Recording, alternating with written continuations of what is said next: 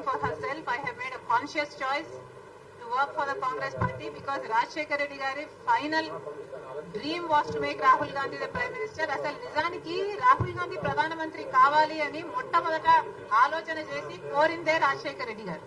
That's why I'm here.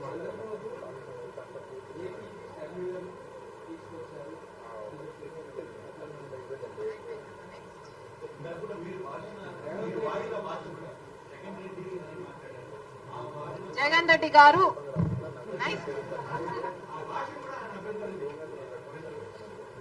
Jagan Reddy గారుకు కూడా అభ్యంతరం ఉందా?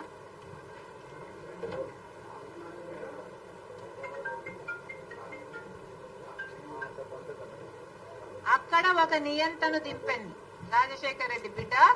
తెలంగాణ రాష్ట్రంలో ఒక నియంతను గద్దె దింపింది రాజశేఖర్ రెడ్డి బిడ్డ.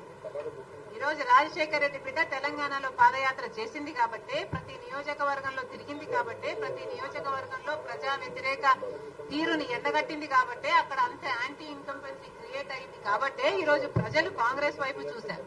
ఆ బలం నాకు లేకపోయినా ఇంకొకరికైనా ఉంది అని పెద్ద మనసు చేసుకుని నేను చేసిన త్యాగం వల్ల ఈ రోజు ఒక నియంత అధికారంలో లేడు.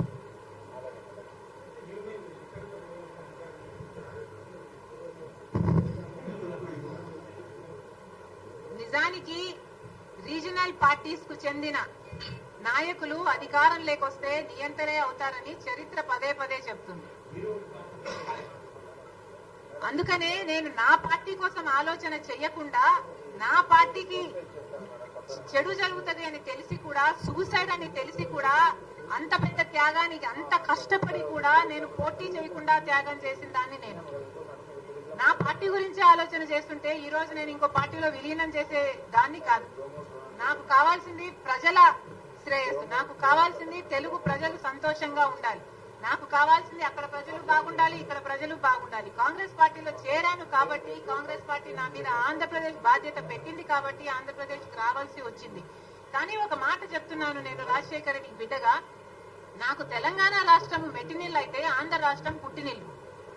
నేను ఇక్కడ పుట్టాను, జమ్మలమడుగులో పుట్టాను, అవును అక్కడ పెరిగాను, అక్కడ పెళ్లి చేసుకున్నాను, వాస్తవమే. కానీ నా పుట్టినిల్లు ఇదే.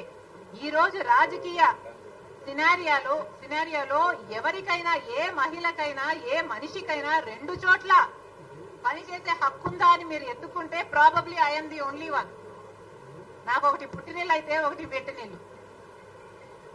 Thank you.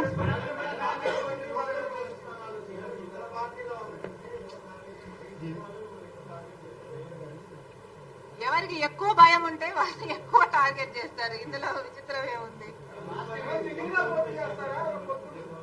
కాంగ్రెస్ పార్టీ మొత్తం 175 సీట్స్ లో కంటెస్ట్ చేస్తుంది, మొత్తం అన్ని ఎంపీ సీట్స్ లో కూడా కంటెస్ట్ చేస్తుంది. ఈ అప్లికేషన్స్ ఓపెన్ కావడం 24వ తేదీ మణికం ఠాగూర్ గారు ఫస్ట్ అప్లికేషన్ 24వ తేదీ తీసుకోవడం జరుగుతుంది. Thank you.